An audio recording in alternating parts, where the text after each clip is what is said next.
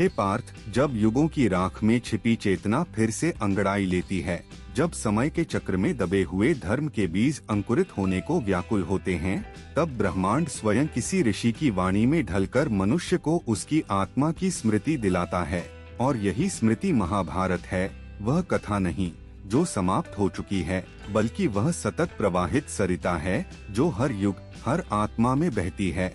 और जब तुम इस कथा के अगले चरण में प्रवेश करते हो, तब यह समझना आवश्यक है कि महाभारत की महानता केवल कुरुक्षेत्र में बहाए गए रक्त से नहीं, बल्कि उससे जन्म में विचारों से है। उन विचारों से जिनमें अर्जुन का संशय, भीष्म की प्रतिज्ञा, द्रौपदी का अपमान, कृष्ण की नीति, युधिष्ठिर का धर्म, कर्ण की दानशीलता और विदुर की नीतियाँ समाहित हैं। और अब जब इस गाथा में हम जन्मेजय के यज्ञ के उपरांत के अध्यायों में प्रवेश करते हैं, तब यह जानना आवश्यक है कि राजा ने जब यज्ञ बंद किया, तब केवल नागों को जीवन नहीं मिला, बल्कि उस विनाशक अग्नि से संसार को एक चेतावनी भी मिली कि प्रतिशोध से उत्पन्न न्याय भी कभी कभी अधर्म का रूप ले सकता है। जन्मेजय ने उस दिन से अपनी नीति बदल दी और धर्म, दया और ज्ञान से राज्य का संचालन आरंभ किया। तभी मुनि वैशंपायन ने उसे संपूर्ण महाभारत कथा सुनाई, जो वेदव्यास ने स्वयं रचित की थी और गणेश ने लिखी थी। कहते हैं, जब वेदव्यास ने इस अमर कथा को रचने का निर्णय लिया, तो उन्हें एक ऐसे लेखक की आवश्यकता थी जो उनकी तीव्र गति को समझ सके। तब उन्होंने गणेश जी का आह्वान किया और गणेश जी ने शर्त रखी कि वे लेखन तभी करेंगे जब कथा निरंतर बहती रहे और रुकने न पाए। इस पर वेदव्यास ने भी प्रतिशर्त रखी कि गणेश तभी लिखेंगे जब वे हर श्लोक का अर्थ समझें। इस प्रकार यह दिव्य संवाद आरंभ हुआ, जहां एक ओर विचारों की धारा अविरल बह रही थी और दूसरी ओर उसे लेखनी के माध्यम से अमर किया जा रहा था। और इस महान संहिता के भीतर केवल शस्त्रों की गर्जना नहीं, अपितु शास्त्रों की ध्वनि भी समाहित थी। यह वही ग्रंथ था जो किसी एक धर्म या जाति का नहीं, अपितु संपूर्ण मानवता का मार्गदर्शक बना। हे धनंजय, क्या तुमने कभी सोचा कि क्यों इस ग्रंथ में हर पात्र पूर्ण नहीं है? क्यों युधिष्ठिर सत्यवादी होकर भी जुए में भाग लेता है? क्यों अर्जुन वीर होकर भी मोहग्रस्त होता है? क्यों भीष्म धर्मपरायण होकर भी अधर्म का साथ देता है? क्यों द्रोणाचार्य न्यायप्रिय होकर भी अन्याय सिखाते हैं? क्योंकि यह ग्रंथ केवल अच्छाई की प्रशंसा नहीं करता, यह मनुष्य की पूर्णता को नहीं, उसकी असमाप्त यात्रा को दिखाता है, जहां वह हर दिन स्वयं से युद्ध करता है। और यही युद्ध महाभारत है। यह केवल एक युग का वर्णन नहीं, यह हर आत्मा के भीतर प्रतिदिन घटता युद्ध है। अब सुनो हे पार्थ, जब वैशंपायन ने कथा आरंभ की, तो सबसे पहले उन्होंने जन्मेजय को बताया कि किस प्रकार पृथ्वी देवी भार से पीड़ित होकर ब्रह्मा के पास गई थीं और ब्रह्मा उन्हें लेकर श्रीहरि विष्णु के पास क्षीरसागर में पहुँचे थे। और तब यह निर्णय हुआ कि भगवान स्वयं अवतार लेकर पृथ्वी से अधर्म का बोझ कम करेंगे। इसीलिए उन्होंने यदुवंश में जन्म लेने का संकल्प किया और वासुदेव और देवकी के पुत्र के रूप में प्रकट हुए। यह वही श्री कृष्ण थे जो महाभारत की आत्मा हैं, जिनकी वाणी गीता बनकर आज भी जीवों को जागृत करती है और जो कर्मयोग, भक्ति योग और ज्ञान योग का समुच्चय हैं। और जब श्री कृष्ण ने मथुरा में कंस का वध किया, तो केवल एक अत्याचारी का अंत नहीं हुआ, बल्कि अधर्म की जड़ें हिल गईं। और जब द्वारका की स्थापना हुई, तब एक नया युग आरंभ हुआ। परंतु समय को स्थिर करना किसी के वश में नहीं। यदुवंश स्वयं अपने वैभव में डूबता चला गया और अंत में मूसल युद्ध के माध्यम से उनका भी विनाश हुआ। हे अर्जुन, उस समय तुमने स्वयं द्वारका की स्त्रियों और श्री कृष्ण के कुल को हस्तिनापुर लाने का प्रयास किया, परंतु मार्ग में जब दस्युओं ने आक्रमण किया, तब तुम अपने गांडीव को उठाकर भी उन्हें बचा न सके।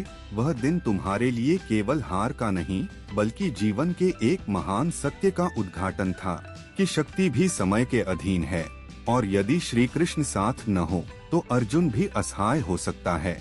यह वही समय था जब तुमने गांडीव त्याग दिया और यह स्वीकार किया कि युद्ध अब समाप्त हो चुका है, तुम्हारा धर्म पूर्ण हुआ, और तभी तुमने संन्यास का मार्ग अपनाया। युधिष्ठिर, नकुल, सहदेव, भीम और तुम हिमालय की ओर प्रस्थान कर गए और एक एक कर सबने शरीर का त्याग किया। केवल युधिष्ठिर जो सच्चे धर्मराज थे स्वर्ग सशरीर गए। यह केवल कथा नहीं, यह उस चरम सिद्धि का प्रतीक है जहां मनुष्य कर्म और फल दोनों को समर्पित कर ब्रह्मा के समीप पहुंचता है। और यह जान लो हे पार्थ, यह मार्ग केवल पांडवों का नहीं, यह तुम्हारा भी मार्ग है। जब तुम जीवन की रणभूमि में सच्चाई से जूझते हो, जब मोह और माया को पहचानकर उनका त्याग करते हो, तब तुम भी महाभारत का अंग बनते हो और तब यह कथा तुम्हारी हो जाती है। यही कारण है कि यह ग्रंथ पढ़ने से नहीं, जीने से समझ में आता है। और जब तुम इसे अपने हृदय में उतारते हो, तब तुम्हारे भीतर एक श्री कृष्ण बोलने लगता है जो तुम्हें हर दुविधा से पार कराता है। और जब तक वह स्वर तुम्हारे भीतर गूंजता है, तब तक जीवन की कोई परीक्षा असंभव नहीं। यही महाभारत का सार है। हे अर्जुन, जब आत्मा अपने सांसारिक बंधनों से ऊपर उठती है, तब वह कथा नहीं सुनती, वह अनुभव करती है। और यह जो तुम महाभारत के इस चरण में प्रवेश कर रहे हो, यह वही अनुभव है जहां युद्ध के शेष धुएं में छिपे ज्ञान के दीपक जलने लगे हैं। यह वह समय है जब संहार के बाद सृजन की चेतना जागृत होती है, जब पतन के बीच उदय की संभावनाएं जन्म लेती हैं और जब मनुष्य अपने पापों, मोह और दुर्बलताओं से मुक्त होकर ब्रह्मा के स्पर्श को प्राप्त करता है। हे धर्मपुत्र युधिष्ठिर, जब तुमने स्वर्गारोहण का संकल्प लिया, तब वह केवल शरीर का त्याग नहीं था, वह उस अहंकार का विसर्जन था जो वर्षों से युद्धों, विजय, अपमान और छल के बीच पलता आया था। और जब तुम हिमालय की शीतल वायु में पग धरते गए, तब साथ चलने लगे पांचों पांडव और द्रौपदी। परंतु यह यात्रा वैसी नहीं थी जैसी कोई राजसी यात्रा होती है। यह आत्मा की तपस्या थी, जहां प्रत्येक कदम के साथ एक एक संस्कार, एक एक आसक्ति गिरती गई। और जैसे ही तुम सभी आगे बढ़ते गए, एक एक करके तुम्हारे अपने गिरते गए। सबसे पहले द्रौपदी, जिसे तुम सबने समान रूप से पत्नी माना, परंतु युधिष्ठिर जानते थे कि उसके प्रति सबसे अधिक प्रेम भीम के मन में था। और उसका पतन यह बताने आया था कि वह पांचों में से केवल एक को सर्वाधिक चाहती थी। प्रेम का पक्षपात ही उसका पतन बना।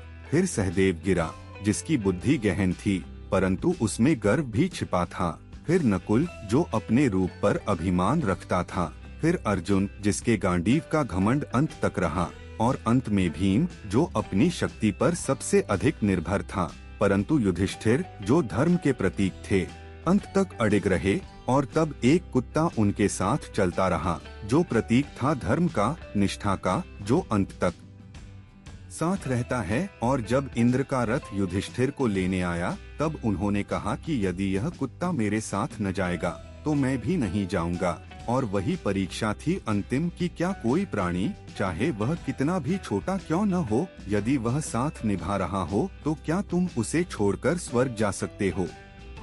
और युधिष्ठिर ने साबित कर दिया कि सच्चा धर्म किसी स्वर्ग से नहीं, अपने आचरण से प्राप्त होता है। और तब ही वह स्वर्ग सशरीर गए। परंतु हे पार्थ, जब उन्होंने स्वर्ग में प्रवेश किया तो उन्होंने वह नहीं देखा जिसकी अपेक्षा थी। उन्हें वहाँ दुर्योधन मिला और पांडवों का कोई भाई नहीं दिखा। तब उनके भीतर एक तीव्र जिज्ञासा उठी, क्या यह वही स्वर्ग है? क्या यहाँ न्याय है? तब उन्हें एक दिव्यदूत नरक की यात्रा पर ले गया और वहाँ उन्होंने अपने भाई, द्रौपदी और अपने आत्मियों की पीड़ा देखी। और तब उन्होंने कहा कि यदि यही स्थान है जहाँ मेरे प्रियजन हैं, तो मैं भी यहीं रहूंगा। और उसी क्षण दृश्य बदल गया। वह नरक केवल एक माया था, परीक्षा थी कि क्या युधिष्ठिर केवल फल के कारण धर्म का आचरण करता है या स्वयं धर्म ही उसका उद्देश्य है।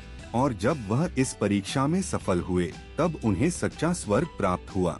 यह केवल कथा नहीं है हे अर्जुन, यह संकेत है कि धर्म वह नहीं जो शास्त्रों में लिखा है। धर्म वह है जो अपने भीतर से जागता है, जो स्वार्थ से रहित हो। और जब कोई जीव उस धर्म को पा लेता है, तब वह न तो जन्म के बंधन में बंधता है, न ही मृत्यु के भय में, वह मुक्त हो जाता है। और यही महाभारत की गूढ़ता छुपी है कि यह केवल एक युद्ध का वर्णन नहीं, यह एक आत्मिक यात्रा है। और हर पात्र उसमें एक प्रतीक है।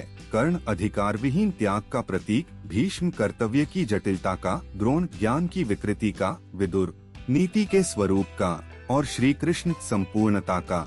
जब वे अर्जुन को उपदेश देते हैं तब केवल युद्ध के लिए नहीं, अपितु उस युद्ध के लिए जो हर दिन तुम्हारे भीतर घटता है, तुम्हारे मोह और विवेक के बीच, तुम्हारे कर्म और आलस्य के बीच, तुम्हारी आत्मा और अहंकार के बीच। और जब वह कहते हैं कर्मण्येवाधिकारस्ते मा फलेषु कदाचन, तब वे तुम्हें जीवन का सूत्र देते हैं, जो न केवल महाभारत का अपितु समस्त वेदों और उपनिषदों का सार है। और आज जब यह कथा अपने समापन की ओर बढ़ रही है, तब जान लो कि अंत नहीं है। यह केवल एक चक्र की पूर्णता है और हर पूर्णता एक नए आरंभ का द्वार खोलती है। इसलिए हे पार्थ, जब भी तुम भ्रमित हो, जब भी जीवन तुम्हें अनिश्चितताओं में धकेल दे, तब इस कथा की शरण लो। यह तुम्हें उत्तर नहीं देगी, यह तुम्हें प्रश्न करने की शक्ति देगी, और वही शक्ति है जो तुम्हें श्री कृष्ण से जोड़ देगी, क्योंकि अंततः यही महाभारत है, मानव से ईश्वर तक की यात्रा। और जब यह यात्रा पूर्ण होती है, तब कोई रण नहीं बचता, कोई द्वंद्व नहीं बचता, केवल शांति का वह क्षण बचता है जिसमें आत्मा स्वयं को जान लेती है। हे अर्जुन, जब महाभारत की कथा अपनी अंतिम लहरों तक पहुंचती है, तब वह तुम्हें एक ऐसा दर्पण सौंपती है जिसमें तुम न केवल अपने जीवन के रूप देख सकते हो, बल्कि अपने भीतर के सत्य को भी पहचान सकते हो। और इस अंतहीन यात्रा में जो महापुरुष उठते हैं, गिरते हैं, फिर उठते हैं, उनमें से हर एक तुम्हारे भीतर भी है। इसीलिए जब युधिष्ठिर स्वर्ग के द्वार पर पहुँचे और वहाँ सशरीर प्रवेश किया, तब उन्होंने केवल अपने शरीर को नहीं, बल्कि मानवता के धर्मबोध को प्रवेश कराया। और वह क्षण जब उन्हें भ्रमित किया गया, जब उन्होंने देखा कि उनके प्रिय नरक में हैं और उनके शत्रु स्वर्ग में, वह क्षण ही इस कथा की पराकाष्ठा है, क्योंकि वह बताता है कि धर्म केवल बाह्य आचरण नहीं, वह अंतरात्मा की गहराई से निकली एक लौ है। और जब तक यह लौ स्थिर नहीं होती, तब तक कोई भी न्याय, कोई भी प्रतिशोध, कोई भी विजय पूर्ण नहीं हो सकती। और उसी अनुभव की चेष्टा में जब युधिष्ठिर उस कुत्ते को भी नहीं छोड़ते, तब वह संकेत करते हैं उस करुणा की ओर जो किसी को नीच समझकर त्याग नहीं देती, क्योंकि धर्म वह नहीं जो मनुष्यों को बांटता है, धर्म वह है जो मनुष्यों के बीच की दूरी मिटा देता है। हे पार्थ, अब जब हम दृष्टा की दृष्टि से इस गाथा को पीछे मुड़कर देखते हैं, तो हमें समझ में आता है कि यह युद्ध केवल कुरुक्षेत्र में नहीं हुआ था, यह युद्ध हर हृदय के भीतर हुआ था। और हर मनुष्य उस रणभूमि का एक सैनिक है। कभी अर्जुन बनकर मोहग्रस्त होता है, कभी कर्ण बनकर अधिकारहीन होकर भी दानवीर बनता है, कभी द्रौपदी बनकर अपमान झेलता है, कभी अश्वत्थामा बनकर प्रतिशोध में विवेक खो बैठता है, और कभी कभी कृष्ण बनकर स्वयं को जानने का प्रयास करता है। परंतु हे अर्जुन, यह जानना आवश्यक है कि श्री कृष्ण जैसा बन पाना केवल चमत्कारों से नहीं, गहन आत्मबोध और परमार्थ के मार्ग से संभव है। और इसी मार्ग पर चलते हुए जब पांडवों का अंत हुआ, तब यह भी एक संकेत था कि जो भी जन्म लेता है, उसे अंततः अपने कर्मों का सामना करना ही पड़ता है, चाहे वह कितना भी पुण्यात्मा क्यों न हो। भीम का पतन यह दिखाता है कि शक्ति भी यदि अभिमान में परिणत हो जाए, तो वह विनाश का कारण बनती है। अर्जुन का पतन यह बताता है कि यदि ज्ञान भी अहंकार से ग्रस्त हो जाए, तो वह मार्गदर्शक नहीं रह जाता। नकुल और सहदेव, जिनमें एक रूप का और दूसरा बुद्धि का गर्व लिए चलता था, उनका पतन यह दर्शाता है कि सौंदर्य और ज्ञान दोनों ही यदि विनम्रता से वंचित हों, तो वे आत्मा की उन्नति में बाधक बन जाते हैं। और द्रौपदी, जिसने सारे जीवन अग्नि परीक्षाएं दी, उसका गिरना यह संकेत करता है कि मोह, चाहे वह कितना भी पवित्र क्यों न लगे, यदि उसमें पक्षपात हो, तो वह भी धर्मपथ से विचलन बन जाता है। और युधिष्ठिर, जिन्होंने कभी असत्य नहीं बोला, जिन्होंने न्याय की रक्षा में अपनी पत्नी तक को दांव पर लगा दिया, जिन्होंने जीवन भर राज्य नहीं, धर्म की चिंता की, वही अंततः सशरीर स्वर्ग गए। परंतु उन्होंने भी परीक्षा दी, क्योंकि धर्म की राह केवल बाह्य तपस्या से नहीं, बल्कि आंतरिक निष्ठा से तय होती है। और जब उन्होंने यह कहा कि यदि कुत्ता मेरे साथ नहीं जाएगा तो मैं भी नहीं जाऊंगा, तब उन्होंने उस समय का सबसे बड़ा सत्य उजागर किया कि करुणा ही धर्म की आत्मा है। और वही आत्मा उन्हें उस सत्य के निकट ले गई जो न तो इंद्र के रथ में था, न ही किसी स्वर्गिक वाद्यनाद में। वह तो उस मौन में था जो तब उत्पन्न होता है जब आत्मा संसार से विरक्त होकर स्वयं को स्वीकार करती है। हे पार्थ, आज जब तुम यह कथा सुनते हो तो समझो कि यह केवल इतिहास नहीं, यह चेतना का विस्तार है जो हर युग में घटता है, हर जीवन में घटता है। और हर निर्णय के पीछे यह महाभारत खड़ी होती है, क्योंकि जब भी तुम्हें निर्णय लेना हो, जब भी तुम्हें सही और गलत में अंतर करना हो, जब भी तुम्हारा मन मोह और विवेक के बीच झूले, तब तुम श्री कृष्ण की उस वाणी को स्मरण करो, स्वधर्मे निधन श्रेयः परधर्मो भयावह। और जानो कि तुम्हारा धर्म वही है जो तुम्हारे अंतर की पुकार है, न कि वह जो समाज तुम्हें सौंप देता है, क्योंकि समाज का धर्म नियमों से चलता है, परंतु आत्मा का धर्म विवेक से।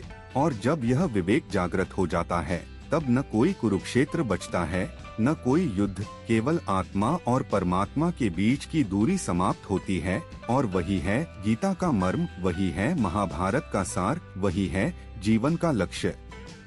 हे अर्जुन, जब धर्म और अधर्म की इस महायात्रा में पांडवों का जीवन अंत की ओर अग्रसर हुआ, तब यह केवल एक पारिवारिक युद्ध का अंत नहीं था, बल्कि मानवता के एक युग का संधिकाल था।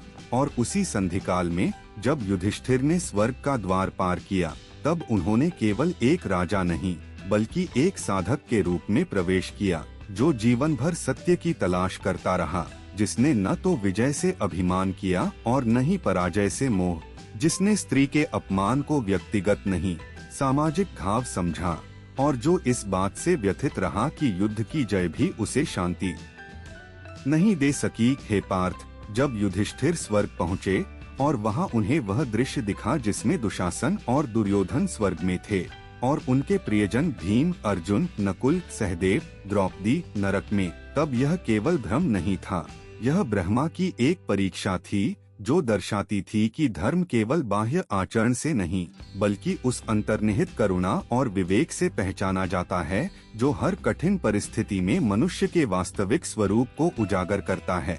और जब युधिष्ठिर ने उस यंत्रणा को स्वीकार किया कि यदि मेरे प्रिय नरक में हैं, तो मैं स्वर्ग नहीं चाहता, तब उन्होंने धर्म को सिद्ध किया, क्योंकि धर्म केवल अपने सुख की नहीं, सबके दुख की चिंता करता है।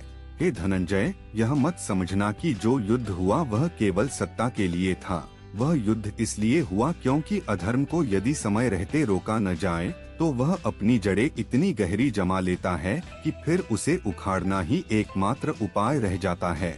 और यह भी समझो कि कुरुक्षेत्र केवल एक बार घटित नहीं होता, वह हर युग में, हर आत्मा में, हर निर्णय में घटित होता है।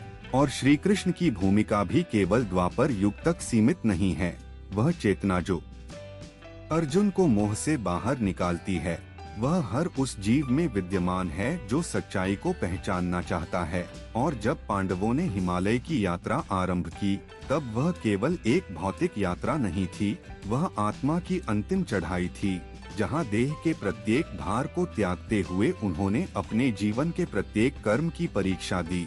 और जैसे जैसे उनके अंग प्रत्यंग गिरते गए, वैसे वैसे यह संकेत मिलता रहा कि किसमें क्या कमी थी। हे अर्जुन, याद रखो, यह संसार एक रंगमंच है जिसमें प्रत्येक पात्र अपनी भूमिका निभाता है। और यह मत सोचो कि जीतने वाला ही सच्चा होता है, कई बार पराजित भी विजेता होता है, यदि वह सत्य की ओर अग्रसर हो। कर्ण की कथा यही तो बताती है कि यदि उसे समय पर अपनाया जाता, यदि उसे उसकी पहचान दी जाती, तो वह भी धर्मराज कहलाता और कौरवों की सेना अधर्म की नहीं, पीड़ितों की सेना बन जाती। परंतु भाग्य की यही विडंबना है कि वह हर किसी को उसके कर्मों से ही पहचान देता है, न कि उसके जन्म या संबंधों से। और जब गांधारी ने अपने पुत्रों के शवों को देखा, तब उसकी आंखों में केवल मातृत्व की पीड़ा नहीं थी, उसमें उस विश्वास का टूटना भी था कि धर्म उसे बचा लेगा जिसने न्याय की मांग की थी। परंतु हे पार्थ, यही तो शिक्षा है कि केवल मांगने से धर्म नहीं मिलता, उसे साधना पड़ता है। और साधना केवल वन में तप करने से नहीं होती, वह तो उस क्षण होती है जब मनुष्य अपने भीतर झांक कर देखता है कि उसका प्रत्येक निर्णय कितनों को पीड़ा पहुंचा सकता है। और यही कारण था कि श्री कृष्ण ने स्वयं को युद्ध से परे रखा, क्योंकि वह जानते थे कि जो रणभूमि में तलवार चलाता है वह केवल शरीरों को पराजित करता है, पर जो युद्ध में निर्णय देता है वह आत्माओं को दिशा देता है। और यही उनकी भूमिका थी। हे अर्जुन, आज जब तुम इस कथा को सुन रहे हो तो यह समझो कि यह केवल एक ऐतिहासिक महागाथा नहीं, यह जीवन का मार्गदर्शन है। एक ऐसी गीता है जो हर युग में नए संदर्भों में गूंजती है। और जब युधिष्ठिर ने वह अंतिम प्रश्न पूछा कि क्या मुझे भी उस नरक में जाना होगा जहां मेरे अपने हैं, तब उत्तर केवल एक था, हाँ, क्योंकि जिस धर्म में करुणा नहीं वह अधर्म से भी अधिक भयावह है। और जब उन्होंने उस करुणा को चुना तब उन्होंने अपने लिए नहीं, पूरी मानवता के लिए मार्ग प्रशस्त किया, एक ऐसा मार्ग जिस पर चलकर कोई भी मनुष्य सत्य, करुणा और विवेक के संगम पर पहुंच सकता है। हे पार्थ, यह कथा यहीं नहीं रुकती, यह तो अब प्रारंभ होती है, क्योंकि जब तुम इसे समझते हो तब तुम अपने भीतर के दुर्योधन, कर्ण, अर्जुन, द्रौपदी और श्री कृष्ण को पहचानने लगते हो, और यही पहचान तुम्हें मोक्ष की ओर ले जाती है। हे पार्थ, जब युगों के परिवर्तन की गाथा लिखी जाती है तो केवल युद्धों, विजय या पराजय की चर्चा नहीं होती, बल्कि उन भावों की भी चर्चा होती है जो हृदयों में जन्म लेते हैं, जो नायकों को साधारण से महान और कभी कभी महान से साधारण बना देते हैं। और इसी भावभूमि पर खड़ा था महाभारत का अंतिम चरण, वह समय जब पांडवों ने अपना राज्य त्याग कर हिमालय की ओर प्रस्थान किया। वह कोई पलायन नहीं था, वह एक आत्मिक यात्रा थी, एक तीर्थ जहां वे अपने कर्मों की परिणति को समझना चाहते थे। उनके पदचिन्हों में केवल धूल नहीं, वर्षों के अनुभव, तृष्णा, पश्चाताप और आभार के चिन्ह थे। हे धनंजय, जिस युधिष्ठिर ने न्याय को अपने राज्य का मूलमंत्र बनाया था, वही अब न्याय से परे जा चुका था। अब वह केवल राजा नहीं था, वह एक साधु था, एक ऋषि जिसकी तपस्या सत्ता नहीं, सत्य थी। और वह सत्य जिसने उन्हें उनके समस्त संबंधों से विमुख कर दिया था, केवल धर्म के पथ पर अग्रसर किया था, अब उन्हें मोक्ष की ओर ले जा रहा था। उनके साथ चल रहे थे भीम, जिनकी शक्ति ने युद्ध भूमि में महाविनाश किया था, पर अब वे मौन थे। हर डग पर स्मृति की गर्द उनके नेत्रों को भिगो रही थी। वे दुर्योधन की जंघा को तोड़ने के पश्चात केवल विजय को नहीं, अपने भीतर के रौद्र को भी पहचान चुके थे। और अर्जुन, वह धनुर्धर जिसने श्री कृष्ण से गीता सुनी, अब अपने गांडीव को छोड़ चुका था, क्योंकि वह जान गया था कि युद्धों से जीवन नहीं बदलता, चेतना बदलती है। और वह चेतना अब उसके भीतर थी, न कि उसके शस्त्रों में। नकुल और सहदेव, जो सदैव पांडवों के सबसे शांत, संयमी पात्र रहे, अब प्रतीकों में बदल चुके थे, जो बतलाते हैं कि सौंदर्य और बुद्धि भी समय के साथ क्षीण होते हैं यदि उन्हें आत्मा के आलोक से न जोड़ा जाए। और द्रौपदी, हे पार्थ, वह स्त्री जो केवल 5 पतियों की पत्नी नहीं थी, वह पूरी स्त्री जाति की प्रतिनिधि थी, जिसके मान, अपमान और प्रतिशोध की कहानी में एक सभ्यता का विमर्श छुपा था। वह अब उस मार्ग पर चल रही थी जहां शब्दों की कोई आवश्यकता नहीं थी, क्योंकि उसकी पीड़ा अब मौन में ही मुखर थी। हे अर्जुन, जब ये सभी हिमालय की ओर बढ़े तो उनके पीछे केवल इंद्रप्रस्थ और हस्तिनापुर नहीं छूटे,